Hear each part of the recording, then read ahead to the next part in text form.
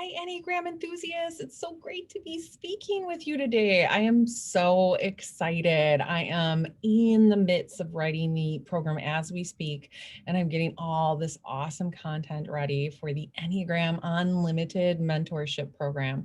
So if you are a therapist and you want to bring the Enneagram to your practice, this is an awesome program for you. Also, if you're a coach and you're ready for a new tool set and you're ready to attract more clients, this would also be a welcome opportunity as well. In this program, you will learn about the Enneagram, and you will learn how to type. You'll learn how to do your own narrative interview, and you will also learn how to do interventions that are Enneagram specific. So you're going to get such cool content with this program, and we have an amazing group. I'm so excited. I love the people that are signed up, that are ready to start the program February 1st.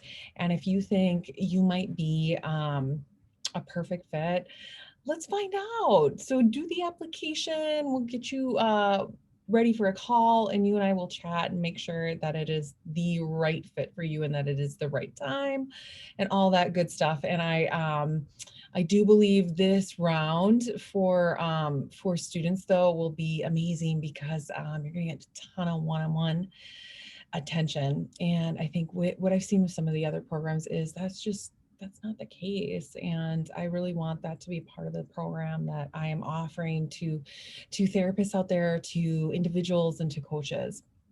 So if you want more info, please check out the Enneagram Unlimited application, and I'll give you guys a little link underneath this post as well. But as I was going through my content for the course, I started to think about, oh my gosh, this is so cool.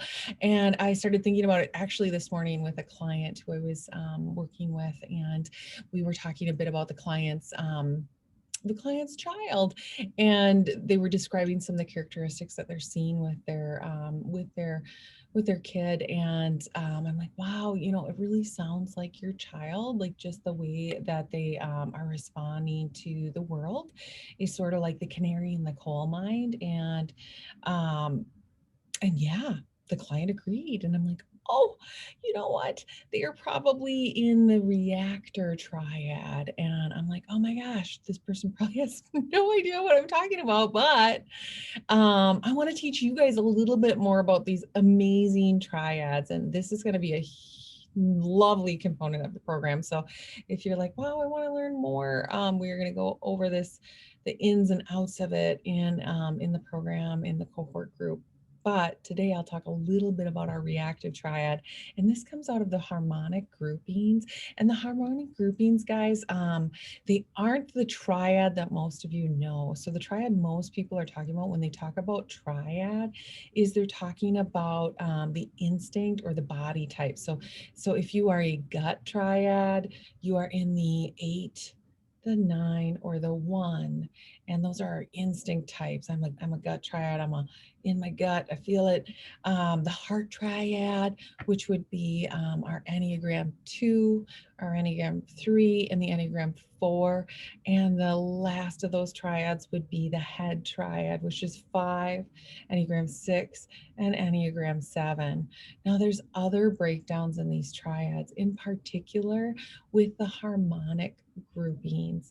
And the harmonic groupings are really fascinating because they give us more information on how from each of these triads we will pull different typings, and the different typings would be one of the triad groupings would be the reactive triad. Now with the reactive triad, the way that the reactive triad responds to life, right, is that they react. It's just like it sounds, guys.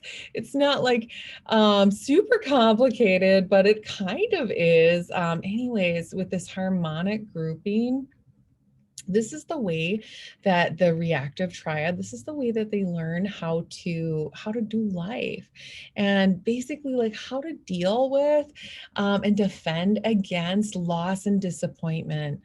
So it's kind of like what happens when we don't get what we want, and like, how do we cope with that?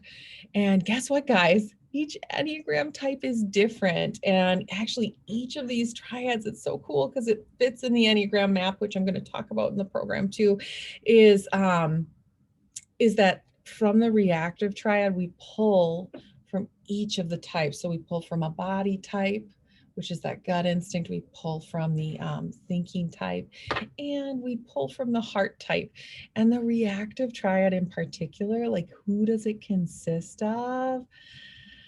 Maybe you guys have guesses, right? So the reactive group, they pull from the 8, the challenger. So I'm an 8. And now that I know that I am reactive, right? That I like, in the face of a stimulus, I react, right? Like I'm just right there. I'm right in it. I have to work to not react, which is part of the interventions we're usually doing with this reactive group. So for the 8, they are within that reactive triad. Now the other number in the reactive group is the 6.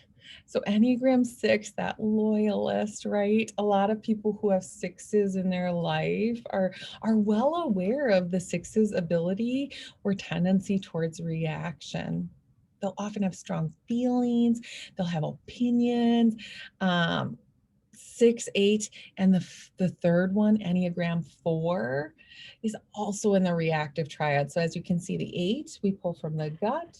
The 6, we pull from the head. The 4, we pull from the heart. All 3 of these, when faced with disappointment, when faced with the things that are just hard about life, they generally react. Now, how they react is different, and what they do after they react is different, but the 4, the 6, and the 8, I call them the canaries in the coal mine. And the way that these types will show too in couplings, and that could be in even a sibling relationship, is your reactor kid is going to look a lot different than your non-reactor kid. And they may, what I've noticed about the reactive types too, guys, is they take on and express whatever's going on in that room. So whatever's going on in the family, they are the canary in the coal mine. They will express it. So I never ignore reactors in session. I don't ignore them. In fact, I listen.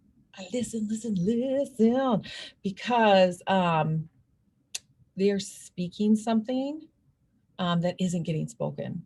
And I think that's important. And that is so cool. So we start to pull all this Enneagram knowledge and we filter it through intervention. It is so fascinating, guys, and it's so amazing. So if you are thinking like, wow, I want to figure out what this is and how to type and how to implement intervention that is Enneagram specific, which is really, honestly, guys, it's nervous system specific. This is what we do. And with that reactive group, we have specific things that we're going to do to intervene with the overreaction. So really, it's not the reaction that's the issue, it's the overreaction. And each type, again, is going to show that a little differently as well. Enneagram 6 and 8 can sometimes look similar. Counterphobic 6 will run at what they're afraid of. They just will. But phobic 6 won't, but they will definitely make noise about it. So yeah, so you'll just know, they'll just share a lot of those anxieties, all that stuff. 8s,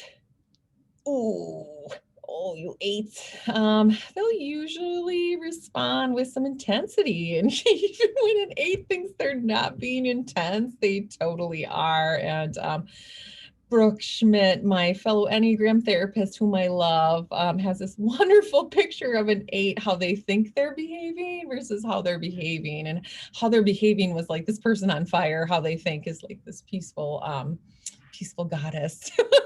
So yeah, and with Enneagram 4, you wouldn't know it, right? But 4s, actually you would. If you know 4s, you know they're quite reactive. But 4s, when they're dealing with difficulty or uncomfortable emotions, they want people to empathize with them and they don't hide their feelings.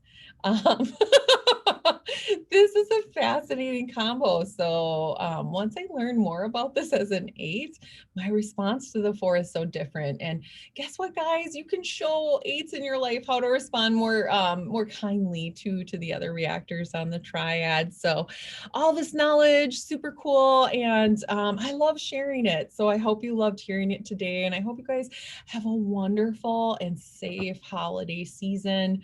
We're going to go see some lights. I think we're going to go do it tonight. I'll see if my Enneagram 9 husband, Carl, will take us to go see some lights. What else are we doing? I don't know. I'm doing some last minute gift shopping. So don't tell the fam, guys. Yeah. And the kids are like, you got to get Olive a present. Olive's our dog. So I'll have to wrap up something for Olive. Olive loves to, actually, she loves to just chew on all the kids' toys. So she's wonderful at repurposing those toys uses. Okay, guys. Well, take care. Much love and have a wonderful holiday season. We'll see you later.